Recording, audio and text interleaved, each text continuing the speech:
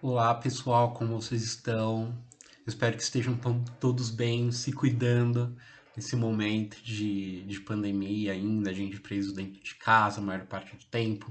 Então, espero que vocês estejam bem e se cuidando, tá bom? Bom, deixa eu me apresentar um pouquinho. Eu sou o Marcos Vinícius, sou aluno da UFABC.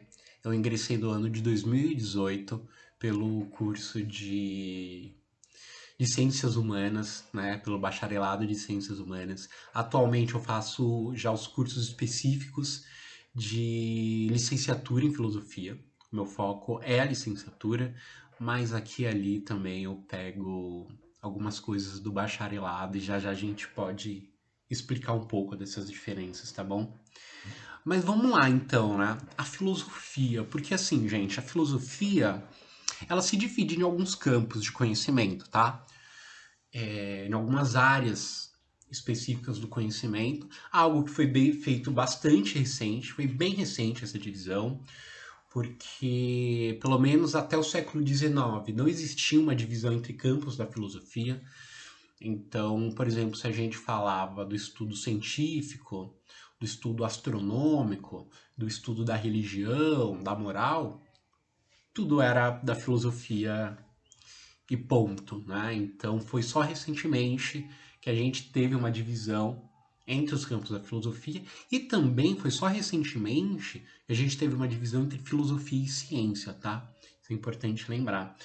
Mas, gente, eu penso que a gente pode dividir os estudos filosóficos em cinco grandes áreas, tá bom?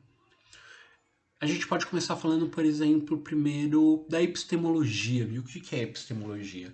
A epistemologia é o estudo da teoria do conhecimento, ou seja, como eu conheço os objetos, como eu conheço o mundo e quando eu posso afirmar que eu realmente conheço alguma coisa, né? E vai a mais, vai além até, né? Sobre a questão da verdade, né? Como eu alcanço a verdade, né? Então a epistemologia é essa teoria que se pergunta como o ser humano pode acessar a verdade da natureza, como o ser humano pode conhecer o mundo, pode conhecer a natureza, tá? Essa é a epistemologia. A gente pode também passar para um outro campo, que é a estética. Essa é a área onde eu mais me dedico, uma das, né, que eu mais me dedico. A estética é basicamente um encontro entre filosofia e arte, tá bom? Então é na estética que acontece o estudo da arte enquanto um objeto filosófico. Então a gente pensa sobre a arte. Questões bastante básicas, como por exemplo, o que é a arte, né? Coisas desse tipo são todas questões muito importantes para a estética, certo? A gente pode pensar também num terceiro campo, que é a filosofia política, tá bom? Como o nome mesmo sugere, o que está em questão é as relações políticas, tá? Então, quando a gente pensa em classe, em gênero, em raça, tá? Todas elas são também questões políticas que está abarcado dentro da filosofia política, tá? E a gente pode falar também da ética, tá? A ética é onde é o ponto onde a filosofia está se perguntando sobre a moralidade humana, sobre como o ser humano se relaciona moralmente. E as questões que mais se colocam nesse campo é o que é certo e o que é errado. E mais, essas noções de certo e errado, elas são fixas ou elas mudam ao longo do tempo, né? Se elas são fixas, o que é que mantém a moralidade e essas noções de bem e mal, certo e errado, quem é ou o que mantém elas fixas e sempre as mesmas. E ao contrário, se elas estão sempre mudando, se elas estão sempre se transformando, como é que elas mudam? Em que momento elas mudaram? Né? A gente pode falar também da lógica, tá? A lógica é o campo onde a matemática vai pegar muita coisa emprestada, onde a programação. Então, caso alguém goste de programação e coisas desse tipo, saibam que vocês vão estudar lógica, que é um campo específico da filosofia, tá? Mas aí a gente não pode esquecer também, tá, gente, que esses campos, eles sempre se relacionam. Eles nunca se apresentam de maneira separada. É quase que impossível eu estudar, por exemplo, política sem estudar a ética. Ou ao contrário, estudar a ética sem passar pela política, ou estudar a estética, que é a filosofia e a arte, sem passar pela ética, sem passar por outros campos como a lógica e assim por diante, tá? Então, ainda que a gente faça essas divisões, que a filosofia possua essas divisões nos campos de saberes, elas no fundo, não se diferenciam tanto, tá? Elas não separam tanto.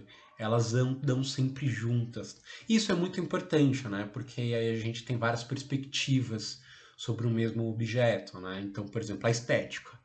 Ela vai estudar uma obra de arte, mas ela vai pensar também quais os impactos éticos e morais que aquela obra de arte tem. Qual é o impacto político que aquela obra de arte tem. Coisas desse tipo, tá? E daí, eu acho que quando eu entrei na UFABC para cursar filosofia, uma das coisas que mais me surpreenderam é justamente essa amplitude de tema dentro da filosofia, tá, gente?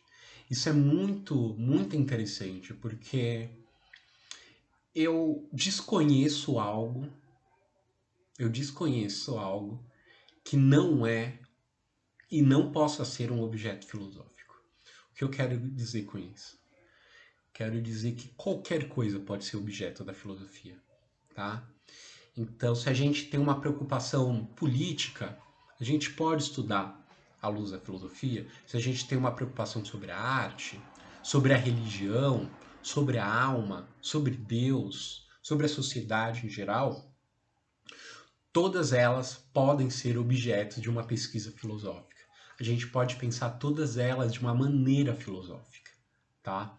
Então, a filosofia tem essa característica de pensar, basicamente, gente, tudo que existe e tudo que possa existir.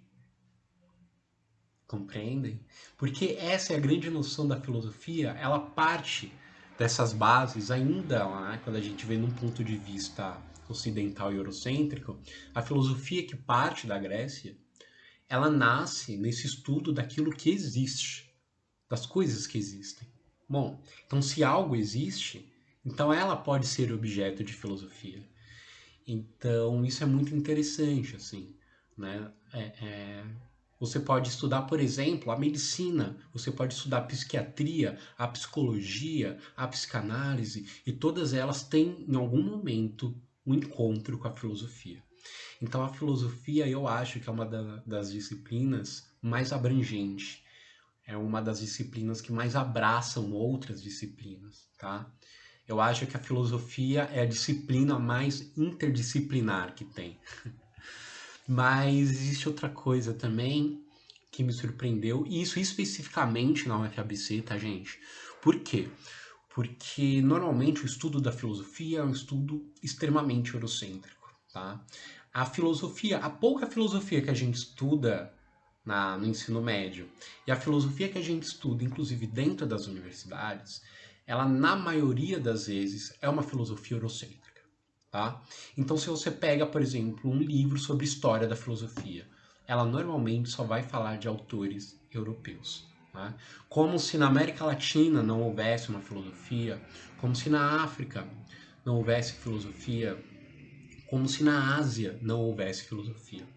E esse é um ponto de destaque da UFABC, porque ela foge um pouco dessa tradição. Né? Então, na UFABC, a gente tem a possibilidade de tomar contatos com outros pensamentos, com outras filosofias que não são as filosofias europeias.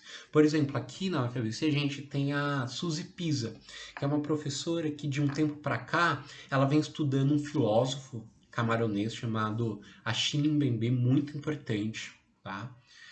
E ela vem estudando ele, ela vem estudando a filosofia africana como um todo. A gente tem também o Daniel Pansarelli, que ele foca na filosofia da libertação, que é uma filosofia que busca libertar e emancipar a América Latina, busca produzir uma filosofia própria da América Latina.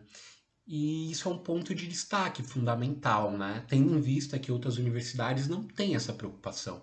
E a UFABC tem essa preocupação.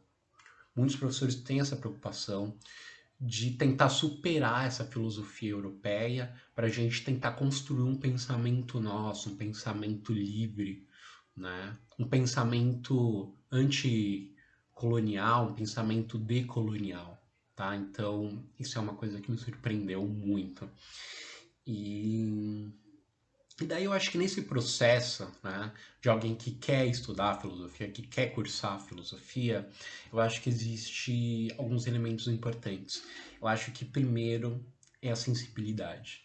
Eu acho que o filósofo ou a filósofa, nós temos que ser sensíveis. E o que eu disse, o que eu quero dizer com isso? Eu quero dizer que a gente tem que se permitir ser afetado, tá?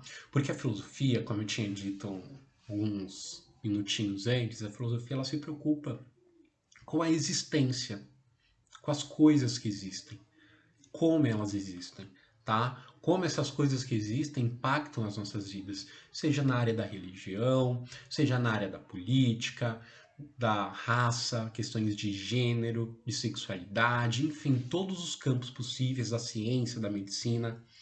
E são todas preocupações filosóficas, porque elas existem, certo? Então, a gente só pode pensar algo na medida que ela afeta a gente, entende? Então, se as coisas não nos afetam, a gente não pensa sobre elas, não tem como pensar sobre elas. Porque é algo que não me afeta, eu nem percebo a existência dessa coisa. Eu só percebo que ela existe no momento que ela me afeta, tá? Então, a gente tem que ser afetado, a gente tem que ser sensível às coisas para que a gente possa pensá-las, tá? Então, visto dessa maneira, o grande inimigo do filósofo é a indiferença, né? Se a gente tem que ser sensível e tem que se permitir afetar, a gente não pode ser indiferente. E daí, em questões mais pragmáticas e mais acadêmicas, eu acho que uma coisa que é muito importante, duas na verdade, né? Que uma é a leitura e a escrita, né? Então a leitura é algo que a gente constantemente tem que estar praticando, porque basicamente cursar filosofia é você ler os textos filosóficos, tá? Porque só assim a gente vai conseguir entender como a gente chegou aqui em termos de ideia e de conceito, né? Como as ideias se desenvolveram, quais eram os problemas que as pessoas e os filósofos antigos tinham e quais são os problemas que nós temos hoje, né? Porque se a nossa preocupação é a existência, a gente tem que se preocupar com o que está existindo agora também. E para daí então, que é o próximo passo, a gente começar a produzir uma filosofia que vai se dar na maior parte através da escrita, né? Então escrever também é muito importante. Mas eu acho que todos esses elementos, claro, ninguém nasce sabendo, né? Escrever e ler não são dons divinos e a gente vai desenvolvendo isso aos poucos. E a UFABC também, ela entende a importância da escrita e da leitura. E ela oferece para a gente diversas oficinas de escrita, oficinas de leitura. Então, aos pouquinhos, a gente vai aprendendo a escrever, vai aprendendo a ler, porque escrever e ler textos filosóficos é algo bastante particular, né? A gente não lê um texto filosófico como lê um artigo de jornal, por exemplo. São modos de ler bastante diferentes, são modos de escrever bastante diferentes, tá, pessoal? Então eu acho que é isso, tá? Eu acho que é isso. Experimentem, conheçam mais. Eu sei que vai vir outras pessoas falar com vocês também. Eu espero que isso possa ajudar a dar uma luz a vocês ao que é a filosofia, porque o que é a filosofia também é uma pergunta, já é uma pergunta filosófica em si. Mas, bom, eu agradeço a atenção de vocês, eu desejo a todos vocês uma boa sorte e tudo de bom, tá, gente? Beijo, muito obrigado.